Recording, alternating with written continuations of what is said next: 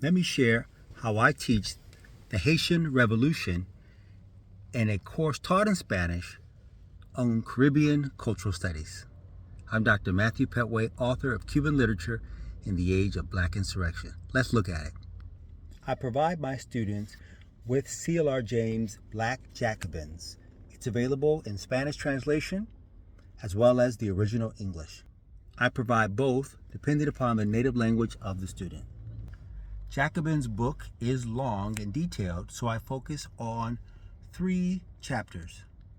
The prologue to provide some background about how the western part of Hispaniola became a French colony.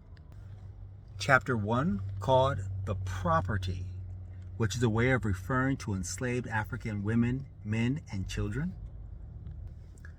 And finally, a chapter about French efforts to re-enslave Africans. These 3 chapters are important because they allow me to tell a broad story about the Haitian Revolution, even though naturally I cannot touch upon all of the details. Once my students have had an opportunity to think about the Atlantic slave trade as a great human trafficking enterprise that helped to racialize people of African descent, we began to look at various forms of African resistance in Haiti. James allows me to introduce Toussaint Louverture and Jean-Jacques Dessalines, 2 very important characters to understand the Haitian Revolution.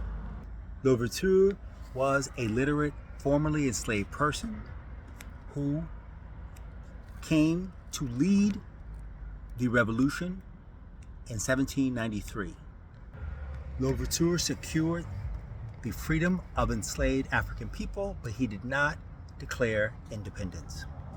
I juxtapose and even contrast Toussaint Louverture with Jean-Jacques Dessalines, who had been enslaved but in the fields. Once Louverture is betrayed, captured, and sent back to France, where he dies, Jean-Jacques Dessalines becomes the leader of the Haitian Revolution. My students study the Haitian Declaration of Independence in Spanish translation in order to look at 4 important elements. First, Dessalines constructs the text as a rallying call to Haitian people to continue the fight even after their victory in 1804. Dessalines seeks to remove any and all French influence from the newly independent island. Jean-Jacques Dessalines and the Constitution of 1805, not the Declaration of Independence, but the Constitution of 1805 declares all people on the island constitutionally black.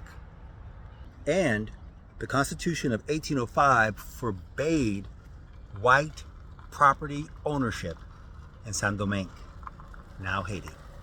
The Haitian Declaration of Independence serves as an example of the Black radical tradition in Latin America. After all, it is Haiti that provided support for the Latin Americans to secure their own independence. This is one of the many ways in which, as Spanish professors, we can teach the Black radical tradition in our classes. Dr. Matthew Petway, out.